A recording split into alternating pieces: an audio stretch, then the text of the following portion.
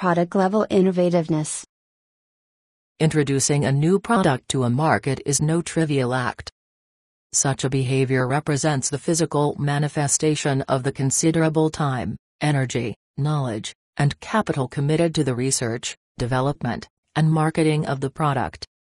As such, new product introductions are credible commitments that have particular significance among observers of the innovator firm's behavior. 22 In the context of signaling theory, the significance of credible commitments is that behaviors backed by tangible decisions lend credence to the behaviors and are therefore given greater weight in signal interpretation. For example, in the mid-1990s when Apple Computer was struggling, Microsoft publicly announced its intention to continue developing its popular Microsoft Office suite for the Macintosh platform. The announcement was later supported by Microsoft taking an equity position in Apple. Many analysts interpreted this investment as a demonstrable, or credible, commitment of Microsoft's long-term commitment to building products for the Macintosh platform. Given that new product introductions inherently represent specific and tangible resource commitments made by the innovator firm, even allowing for differences in the scale of the new introduction, that is, a regional versus global product launch, such introductions are ripe for signal interpretation.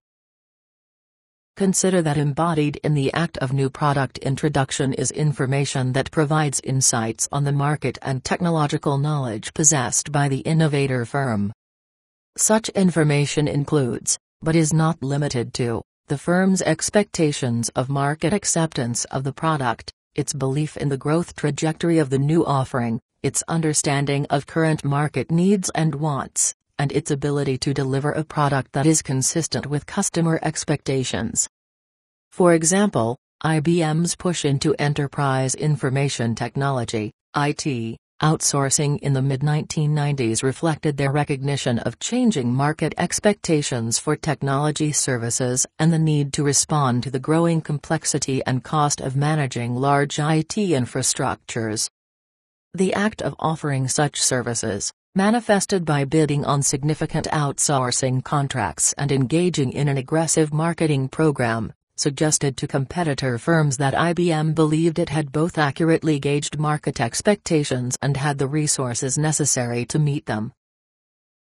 Importantly, however, whether IBM in the previous example believed it had judged market needs appropriately and whether its competitors at the time, that is, Electronic Data Systems and Accenture, believed IBM was correct, are two different things. Although the innovator firm's behavior is a reflection of its knowledge and resources, competitors must interpret the information encompassed within the innovation signal relative to their own stock of knowledge. Thus, signal interpretation is relative to the signal receiver, and each market actor will make sense of and evaluate those signals differently. Under this rubric, we argue that the information conveyed by the signal, the innovator firm's beliefs and understanding of current market needs and expectations, is contrasted with the signal recipient's own market knowledge. In interpreting this contrast, should the signal recipient observe significant divergence between the information conveyed in the signal and its own knowledge, it is not likely to believe that the innovator's knowledge is superior to its own. Imitation may thus not be a preferable decision, as this would effectively suggest that the signal recipient is abandoning its own knowledge and attributing information superiority to the innovator firm. This observation, however, begs the question of how to measure, or estimate, the degree of divergence between the respective knowledge stocks of the innovator and the prospective imitator. Although not meant to preclude the possible significance of other measures, we posit that the relative innovativeness of the new product is a salient variable with which to evaluate prospective imitation.